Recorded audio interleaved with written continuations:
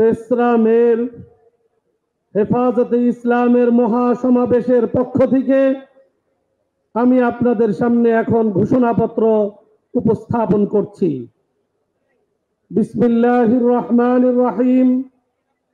মুহতারাম হাজিরিন, বিগত 24 জুলাই আগস্টের রক্তাক্ত গণ অভ্যুত্থানে ফ্যাসিস্ট শেখ হাসিনার পতনের মধ্য দিয়ে ভারতীয় আধিপত্যবাদের শেকল থেকে মুক্তি লাভ করে আমাদের প্রিয় জন্মভূমি বাংলাদেশ। সহস্রাধিক প্রাণ ও ত্যাগের বিনিময়ে নতুন স্বাধীনতা অর্জনের ইতিহাস রচিত হয়েছে। আজকে আমাদের এই মহাসমাবেশ থেকে 5ই মে 2013 সালে শাপলার গণহত্যা সহ জুলাই বিপ্লবের 84 জন মাদ্রাসা ছাত্র ও শিক্ষক সহ সমস্ত শহীদদের স্মরণ করে তাদের মাগফিরাত কামনা করি এবং শহীদ পরিবারদের প্রতি জানাই সশ্রদ্ধ সালাম। আহতদের এবং পঙ্গুত্ব বরণকারীদের জন্য দ্রুত সুস্থতা কামনা করি এবং তাদের প্রতি সমবেদনা জানাই। দেশের চলমান ক্রান্তিকালে কিছু জাতীয় গুরুত্বপূর্ণ বিষয় নিয়ে আমরা আজকের এই মহাসমাবেশে হাজির হয়েছি। এই মহাসমাবেশ থেকে হেফাজতের ঘোষণা আপনাদের সামনে পেশ করছি। 1.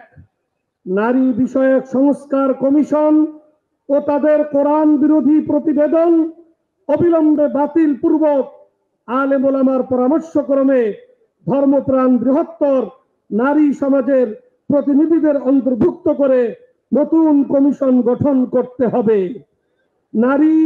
নারীর সামাজিক উন্নয়নে পশ্চিমা মূল্যবোধ নয়, বরং আমাদের নিজস্ব সামাজিক ও ধর্মীয় মূল্যবোধ, ইতিহাস ও ঐতিহ্যের আলোকেই বাস্তবমুখী সংস্কারের দিকে যেতে হবে।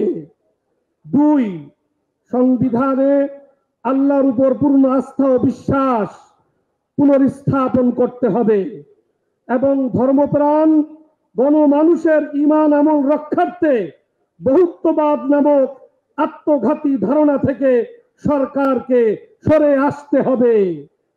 এছাড়া লিঙ্গ পরিচয়, লিঙ্গ বৈচিত্র্য, লিঙ্গ সমতা, লিঙ্গ বৈষম্য, তৃতীয় লিঙ্গ বা থার্ড জেন্ডার, অন্যান্য লিঙ্গ ইত্যাদি শব্দের মার পেঁচে কাউকে বাদ দিয়ে নয় এমন ধোঁয়াশাপূর্ণ স্লোগানের অন্তরালে এবং অসংজ্ঞায়িত অন্তর্ভুক্তমূলক ইত্যাদি শব্দের আড়ালে এলজিবিটি ও ট্রান্সজেন্ডারবাদের স্বীকৃতি ও অন্তর্ভুক্তির মাধ্যমে সমাজ বিধ্বংসী ও ধর্ম বিরুদ্ধ সমকামী বান্ধব সমাজ প্রতিষ্ঠার পায়তারা বন্ধ করতে হবে।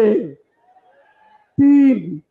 শাপলা ও জুলাই গণহত্যার বিচারে গতি আনতে ট্রাইব্যুনালের সক্ষমতা আরো বৃদ্ধি করতে হবে।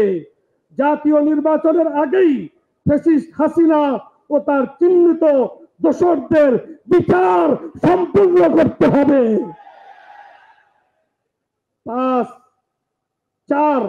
গণহত্যাকারী ফ্যাসিস্ট আওয়ামী লীগকে সন্ত্রাসী দল হিসাবে ঘোষণাপূর্বক বিচার নিশ্চিত করতে হবে।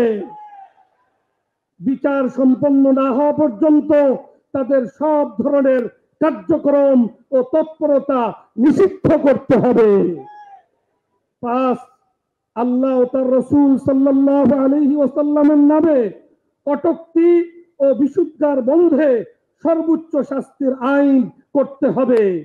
এছাড়া গণমাধ্যম সংস্কার কমিশনের পক্ষ থেকে ইতিমধ্যে ধর্ম অবমাননা শাস্তি সংক্রান্ত আইনি ধারাগুলো বাতিলের সুপারিশ বাদ দিতে হবে। এ ব্যাপারে কোন রকমের ছাড় দেওয়া হবে না। 6. চট্টগ্রামে উগ্র হিন্দুত্ববাদীদের হাতে শহীদ সাইফুল ইসলাম আলিফ হত্যার উস্কানিদাতা চিন্ময় দাসের জামিন প্রত্যাহার পূর্বক তার দৃষ্টান্তমূলক বিচার করতে হবে। 7. ফ্যাসিস্ট হাসিনার শাসনামলে সারা দেশে প্রতিবাদী আলেম ওলামা, মাদ্রাসা শিক্ষার্থী ও ও ইসলাম মনা তরুণদের বিরুদ্ধে হওয়া মিথ্যা ও বানোয়াট সকল মামলাগুলো অতি সত্বর প্রত্যাহার বা নিষ্পত্তি করতে হবে গণ অভ্যুত্থানের সরকারকে। সেই সাথে জঙ্গি নাটক বা জঙ্গি কার্ড খেলে বাংলাদেশের ইসলামপন্থী ও আলেম ওলামার উপর যারা গত 15 বছর নির্যাতন ও গুম খুন চালিয়েছে তাদের দৃষ্টান্তমূলক বিচার নিশ্চিত করতে হবে। 8 গাজার মুসলমানদের উপর অবৈধ রাষ্ট্র ইসরায়েলের চলমান গণহত্যা ও ভারতে সংখ্যালঘু মুসলিম নির্যাতনের বিরুদ্ধে আমাদের গণ অভ্যুত্থানের সরকারকে কূটনৈতিকভাবে আরো উচ্চ কণ্ঠ হতে হবে এবং দেশের সর্বস্তরের জনতাকে ইসরায়েলি ও ভারতীয় পণ্য বয়কট করতে হবে। 9 এদেশ 90% মুসলমানের দেশ, অতএব শিক্ষার প্রাইমারি লেভেল থেকে সর্বোচ্চ পর্যায় পর্যন্ত সর্বস্তরে ইসলামী শিক্ষাকে বাধ্যতামূলক করতে হবে। 10 রাখাইনকে মানবিক করিডোর প্রদানে সরকারের সম্মত হওয়া সম্পূর্ণরূপে আত্মঘাতী সিদ্ধান্ত। আমাদের ভৌগোলিক নিরাপত্তার স্বার্থে এই অদূরদর্শী সিদ্ধান্ত থেকে সরকারকে অবশ্যই অনতিবিলম্বে ফিরে আসতে হবে।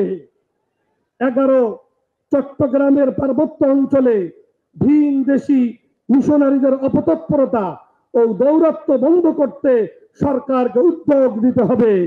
বাংলাদেশের ভৌগোলিক অখণ্ডতা রক্ষায় সেখানে নিরাপত্তা সংকট কমাতে আলেম সমাজের দাওয়াতি কার্যক্রমকে আরো নিরাপদ এবং সুযোগ করে দিতে হবে। সেখানে সামরিক নিরাপত্তা ব্যবস্থা আরো বৃদ্ধি করা ছাড়াও পাহাড়ি বাঙালি ও নৃতাত্ত্বিক জনগোষ্ঠীর মধ্যে সামাজিক ও রাজনৈতিক সমঝোতা ও স্থিতি নির্মাণে রাষ্ট্রীয় তৎপরতা আরো বাড়াতে হবে। 12 কাদিয়ানীদের রাষ্ট্রীয়ভাবে অমুসলিম ঘোষণা করতে হবে এবং সাধারণ মুসলমানদের ঈমান আকীদা রক্ষার্থে এ দাবি রক্ষার্থে এদের অপতৎপরতা বন্ধ করতে হবে। আমরা আজকের এই মহাসমাবেশ থেকে হেফাজতুল ইসলামের পক্ষ থেকে এই 12 দফা ঘোষণাপত্র আমি আপনাদের সামনে পেশ করলাম। আমরা সবাই এই ঘোষণাপত্রের সাথে একমত আছি তো? এই